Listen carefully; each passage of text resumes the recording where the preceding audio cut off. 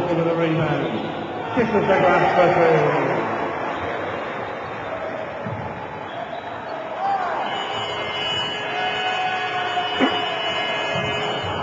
End of the first half. Legal lead by 3, 52-40. For technical fault there. We've seen some of the best action from the first half.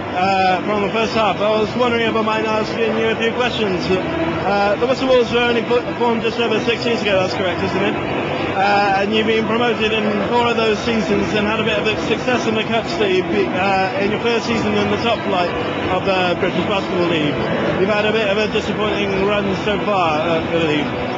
What do you put this down to, and how can you turn it around for next season? Yeah, well, we entered the league with quite a young and inexperienced team, and we played the England Basketball League before. The British Basketball League, we've been a semi-professional outfit playing against professional teams. We have to obviously recruit some experienced players, and we have to find some money to maybe pay some of the bigger and better players. But we'll spend the summer recruiting. We will make some changes, and hopefully we'll come back stronger next year. You've had a few injuries. Has this disrupted your season more than you'd hoped? Yeah, we had a bit of a shocker. Of our starting 5, we lost 4 of them for the first 4 weeks of the season. And I defy any team in the league to cope without 4 of their better players. And then in previous years we've been lucky, we've never had any injuries, so you've just got to take it when it comes. We didn't have the funding really to bring in replacements. We had to wait till they got better. And our younger guys had to step up and play. And some of them were out of the depth, but they showed a lot of commitment and worked hard.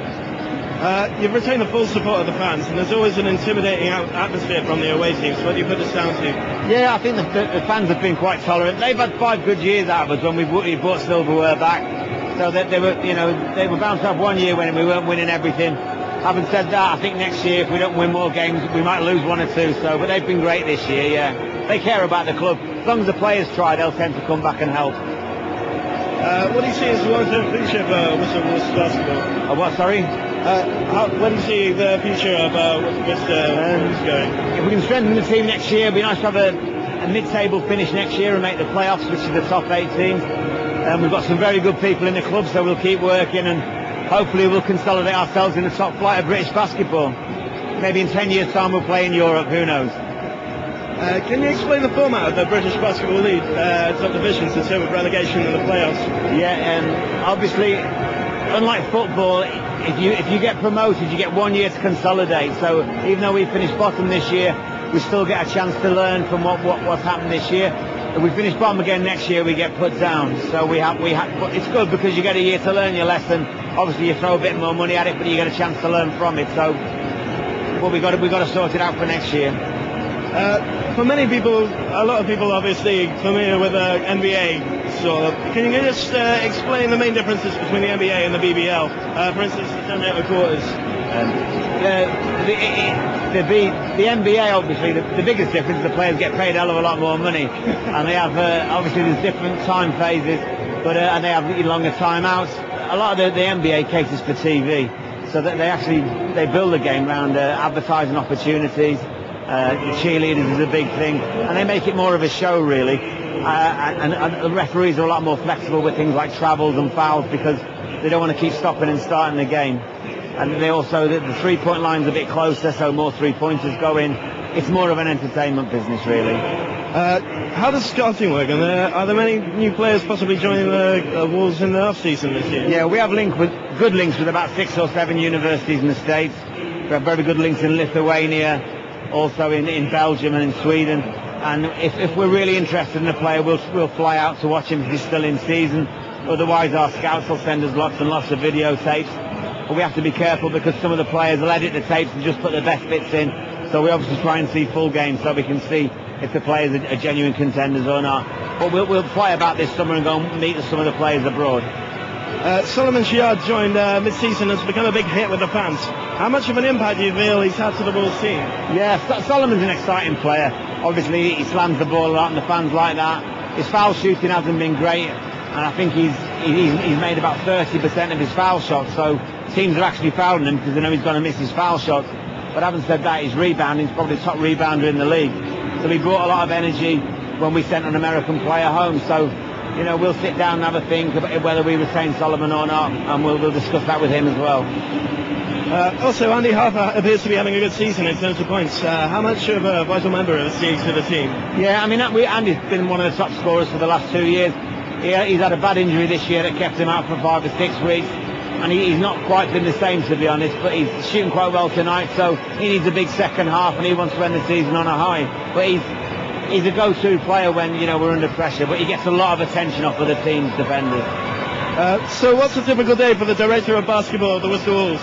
Well, on match days, on a Saturday we have the kids in at 9 o'clock. We have about 50 school children. Then our under-18s normally play at 1. They actually won their division today, which is quite exciting. Our second team then play 4 o'clock in National League Division 3, and then we have the home game at 7. So Saturdays are busy days. In my work week, there's a lot of stuff, we've got to sort out, promoting games and admin. I've got my full-time job as well, so it's not dull. Your final home game is against the Scottish Rocks next week. Are there any big plans for your final home game before for your first ever season in the top flight of the Brit? Yeah, we want to have a bit of a party, and Vice Chancellor of the University's invited some guests. All our sponsors are coming. The balcony run now will be pretty full with VIPs and hopefully sponsors for next year. We've really pushed it in schools. We've got a lot of school parties coming over, seeing coaching off the players. So we're expecting a sellout, really. It should be a really big night. Hoping for a big win then. You never know with our team, they always seem to surprise us. Thank you, Mr. Donovan, for giving your time and your opinions for answering those questions. Okay, it's a pleasure.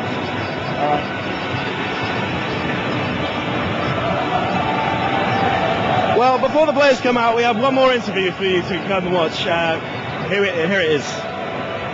This is your first season in the top flight. At the start of the season, did you have any aims to set out to achieve, and how do you feel that you've achieved them?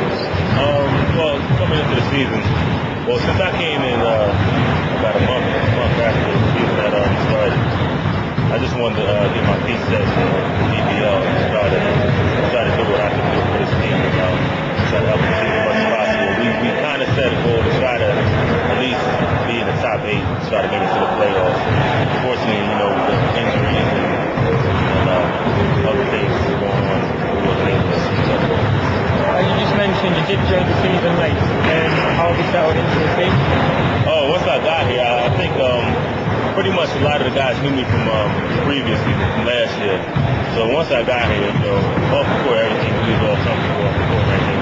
So it was just about getting the chemistry right on the court. Once I joined in, but with the style of play that we play, I came in and I said it right. I got comfortable real quick. You've had 2 weeks off since your last game. Newcastle have had, you've had 3 games since the period you've had 2 weeks off. Do you think this will be any advantage on Saturday? Having 2 weeks off? No, not really. I think we're at a disadvantage having 2 weeks off. But Newcastle is a tough team, and unfortunately I heard that one of their star players is down with an injury. So hopefully that'll help us to our advantage. But they're still a tough team. They went against Raiders for the trophy, and unfortunately they lost. But they're a big, strong team. So hopefully we'll at least come in and be competitive with them. Maybe get a win. Just about the training session that you're about to do. What's included in your typical training sessions? We actually have the 2 weeks off. I don't know what we're going to do today. So I think it's just about getting back and getting our time and get down together.